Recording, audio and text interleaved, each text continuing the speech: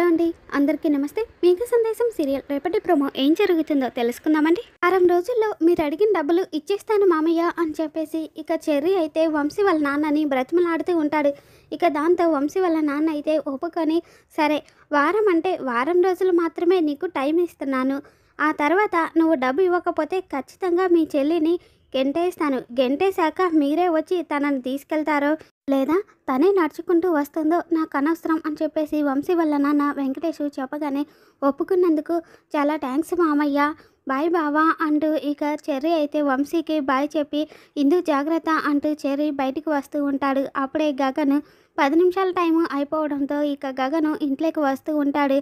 అంతా ఓకే అన్నయ్య అంటూ ఇక చెర్రీ అయితే పరిగెత్తుకుంటూ వస్తూ గగన్కి సైగ చేస్తూ ఉంటాడు. చెర్రీ వచ్చిన తర్వాత ఏమైందిరా అని చెప్పేసి గగన్ అడుగుతూ ఉంటే, వారం రోజులు టైం అడిగాను అన్నయ్య, వాళ్ళకి ఇచ్చేస్తాను అన్న డబ్బులు వారం రోజుల తర్వాత వాళ్ళకి ఇచ్చేస్తాను, దానికి వాళ్ళు ఒప్పుకున్నారు అని చెప్పేసి చెర్రీ అంటాడు.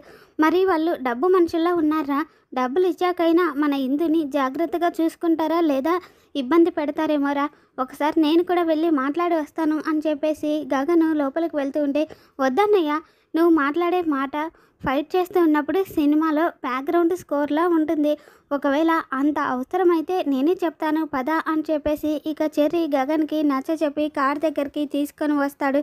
తర్వాత ఏమో ఇక గగన్ కారులోని చెర్రీ కూడా కూర్చుంటాడు.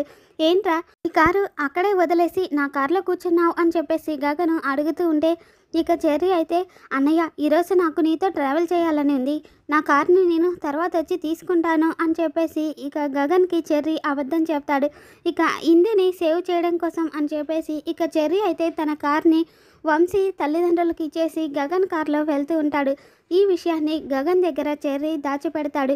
మరి రాబోతున్న ఎపిసోడ్లో ఏం జరుగుతుందో మళ్ళీ మన ఛానల్లో తెలుసుకుందాం. ఈ వీడియో మీకు నచ్చినట్లయితే లైక్ చేయండి. Thanks for watching.